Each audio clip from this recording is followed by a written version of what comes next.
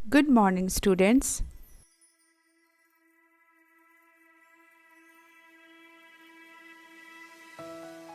कक्षा 6 के अध्याय 1 कब, कहाँ और कैसे इसके तीसरे भाग में आप सभी का स्वागत है। इस भाग में हम लोग यह जानेंगे कि तिथि की गणना कैसे की जाती है। किताबों में हम लोगों ने देखा है कि जब कोई तारीख रहती है तो उसके बाद ईस्वी या ईसा पूर्व लिखा रहता है। ठीक है, तो ये ईस्वी और ईसा पूर्व क्या है हम इसको समझते हैं इस ग्राफ के माध्यम से। ठीक है बच्चों, सबसे पहले हम ये जान लेंगे कि पूरे विश्व में जो कैलेंडर प्रचलित है उसे कहते हैं ग्रेगोरियन कैलेंडर। ग्रेगोरियन कैलेंडर, ठीक है। इसी कैलेंडर के आधार पर ईसा मसीह के जन्म के वर्ष को आधार मानकर कैलेंडर बनाया गया है जो पूरे विश्व में प्रसिद्ध है। ठीक है, तो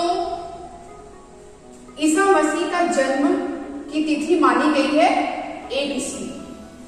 ठीक है, तो इस 1 ईस्वी के पहले, मतलब कि ईसा मसीह के जन्म के पहले जो वर्ष थे वो कहलाते हैं ईसा पूर्व। ठीक है, और ईसा मसीह के जन्म के वर्ष से जो तिथि आई बनी उसे कहते हैं ईस्वी। ठीक है, इंग्लिश में इसे कहते हैं एडी और इसे कहते हैं ईसा पूर्व को बीसी। ठीक है, अब हम यहाँ पर यह समझेंगे कि मैंने जो ये ग्राफ बनाया है इधर साइड भी और इधर साइड भी, मतलब बाईं तरफ भी और दाईं तरफ भी। तो बाईं तरफ जो तिथि आती है ये आपका 58 बीसी विक्रम संवत। ये भी एक कैलेंडर था जो ईसा मसीह के जन्म के पहले वाली कैलेंडर को माना जाता था। ठीक है, 58। ठीक है, फिर उससे पहले उसके बाद फिर मैंने इसे 100 के अंतराल में ये ग्राफ बनाया है। 100 बीसी, 200 बीसी, 300 बीसी। ठीक है, मतलब ईसा मसीह का जन्म 1 ईस्वी पूर्व है। तो ये जो है घटते हुए क्रम में आती है और जब तक वो आते आते 58, 57, 56, 55 ये ईसा पूर्व है। ठीक है, क्योंकि ये ईसा मसीह के पूर्व की तारीख है इसलिए इसे ईसा पूर्व कह रहे हैं। तो 58 ईसा पूर्व, 57 ईसा पूर्व, 56 ईसा पूर्व, 55 ईसा पूर्व, ऐसे करते करते घटते घटते ये जब तक पूरे 1 ईस्वी पूर्व, तो ये जो 1 ईस्वी पूर्व आया, ठीक है, इसे कहा जा रहा है ईसा मसीह का जन्म। ठीक है, इसके बाद फिर वो तिथि फिर आगे बढ़ रही है 1, 2 ईस्वी, 3 ईस्वी, 4 ईस्वी, 5 ईस्वी, 6 ईस्वी, ऐसे करते करते जो 78 ईस्वी जो आया उसे शक संवत, ये एक कैलेंडर के अनुसार है। ठीक है, तो ये 78 एडी और ये 58 बीसी।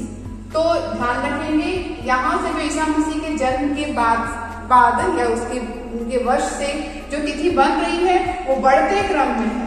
ठीक है, बढ़ते क्रम में है, और ईसा मसीह के जन्म के पूर्व जो घटते क्रम में तिथि ऐसे आगे बढ़ रही है। ठीक है, वो घट रही है, तिथि की जो संख्या है वो घट रही है, लेकिन उसका काल जो है, समय जो है क्या है, बढ़ रहा है। ठीक है, इसलिए वो थोड़ी घटती हुई क्रम में हमें ईसा पूर्व में नजर आती है। बच्चों, मैं आपको और एक उदाहरण देकर समझाती हूँ। ठीक है, महात्मा बुद्ध जी का जन्म 563 ईसा पूर्व में हुआ था। तो कहने का मतलब क्या है, 563 ईसा पूर्व। तो कह सकते हैं कि मतलब महात्मा बुद्ध जी जो है ईसा मसीह से पहले जन्म लिए थे, है ना। तो ये जो अंतराल है 100, 200 और 300 बीसी का, तो उसी तरह ये पहले इधर आएगा। तो ये तिथि जो है वो जो है घटते हुए क्रम में आगे बढ़ती है ईसा पूर्व में। ठीक है, तो 563 ईसा पूर्व, इनसे पहले जन्म लिए तो इधर होगा यहाँ पर 300, 400, 500। 500, ठीक है, 563 ईसा पूर्व में इनका जन्म हुआ। 563 से थोड़ा इधर, मतलब 500 और 600 ईसा पूर्व के बीच ये तिथि आएगी। तो ईसा मसीह के जन्म से पूर्व इनका जन्म हुआ, इसलिए इनका जो काल है वो उनसे पहले होगा, इसलिए ईसा पूर्व लिखते हैं। तो ये जो है 563 हुआ, तो 563 से फिर ये घटते हुए क्रम में ये तारीख आगे बढ़ती है, ठीक है ना, 0 हो जाती है। उसके बाद फिर बढ़ते हुए क्रम में तिथि आगे बढ़ती है जो ईस्वी कहलाती है, 1 ईस्वी, 2 ईस्वी। इसलिए कैलेंडर के अनुसार, ग्रेगोरियन कैलेंडर के अनुसार 1 ईस्वी ईसा मसीह के जन्म को आधार मानकर कैलेंडर बनाया गया है, ठीक है बच्चों। मतलब ईसा मसीह के जन्म के वर्ष से ईस्वी, ठीक है, जिसको इंग्लिश में कहते हैं एडी और इसको इंग्लिश में कहते हैं बीसी, ठीक है। ये मैंने यहाँ पर लिख दिया है, आप लोग इसे अपनी कॉपी में लिख सकते हैं। अब यहाँ पर ये समझते हैं कि अंग्रेजी में जो बीसी है, ईसा पूर्व, का अर्थ होता है बिफोर क्राइस्ट, मतलब बिफोर मतलब पहले, ईसा मसीह के जन्म से पहले बांधकर, ठीक है। ये तो आधार मान लिया गया है ना, ईसा मसीह का जन्म 1 ईस्वी पूर्व, इसे आधार मान लिया गया है। तो इस आधार के बाईं तरफ इस जन्म से पूर्व, ईसा पूर्व, और जन्म से जो ईस्वी बनी, तारीख बनी, तिथि बनी, वो ईस्वी है ना। तो और इसके बाद एडी का अर्थ होता है, एडी लिखते हैं ना ईस्वी को इंग्लिश में, तो एडी का अर्थ होता है एनो डोमिनी, जिसका अर्थ होता है ईसा मसीह के जन्म के वर्ष से, ठीक है। तो ये आप लोगों को उम्मीद है समझ में आ गया होगा ईस्वी और ईसा पूर्व का मतलब।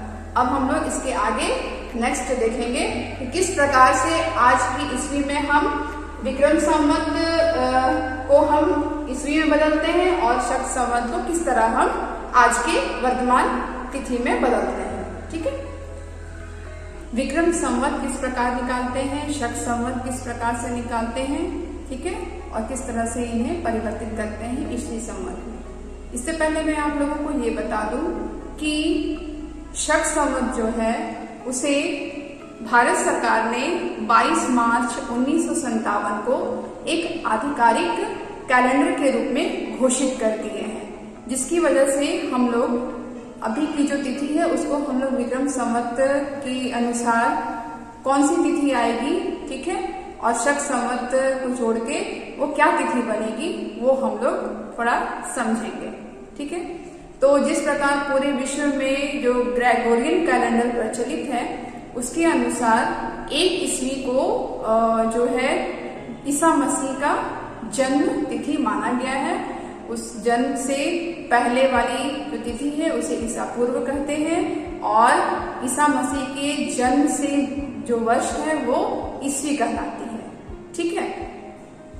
तो ईस्वी संवत का विक्रम संवत में परिवर्तन, तो ईस्वी संवत जोड़ 57 बराबर विक्रम संवत, मतलब ईस्वी संवत में हम लोग 57 जोड़ देंगे तो वो विक्रम संवत बन जाएगा, क्योंकि ईसा मसीह के जन्म के पूर्व जो है ये 58 बीसी ये विक्रम संवत कहलाता है, तो इसका 57 इसमें जोड़कर निकाला जाता है। और अभी मैंने इसमें 2015 इस ईस्वी को लेकर इसमें 57 जोड़ दिया तो क्या बन गया 2072, मतलब 2072 ये तिथि विक्रम संवत के कैलेंडर के अनुसार होगी।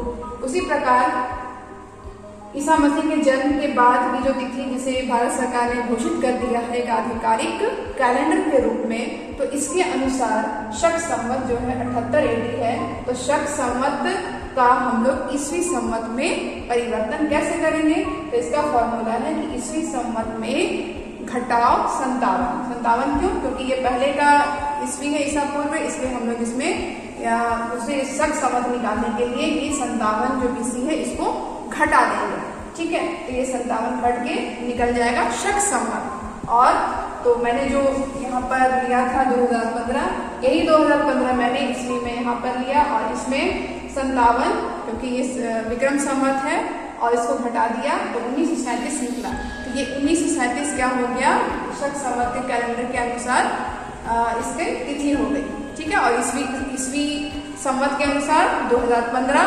ये ईस्वी हो गई और इस ये वाली जो तिथि है वो शक संवत के कैलेंडर के अनुसार 1937 होगी। ठीक है, इसके पीछे तो शक संवत में हम लोग 78 जोड़ देंगे तो बन जाएगा ईस्वी संवत। तो शक संवत कितना निकला था? 1937। कैसे निकाले थे? विक्रम संवत को ईस्वी संवत से घटाकर। ठीक है, तो 1937 में हम फिर से 78 जोड़ देंगे तो ये आज ईस्वी संवत के कैलेंडर के अनुसार, ग्रेगोरियन कैलेंडर के अनुसार जो चलता है वो निकल जाएगा 2015। ठीक है, कक्षा 6 के इतिहास के अध्याय 1 कब, कहाँ और कैसे, इस पाठ से हमने बहुत सी बातें सीखी। ठीक है, तिथि की गणना, ईस्वी, ईसा पूर्व। अब हम लोग अगले वीडियो में इस पाठ को और अच्छी तरह से इनके महत्वपूर्ण प्रश्नों पर चर्चा करेंगे जो एग्ज़ाम के दृष्टिकोण से बहुत ही महत्वपूर्ण होंगे। थैंक यू बच्चों।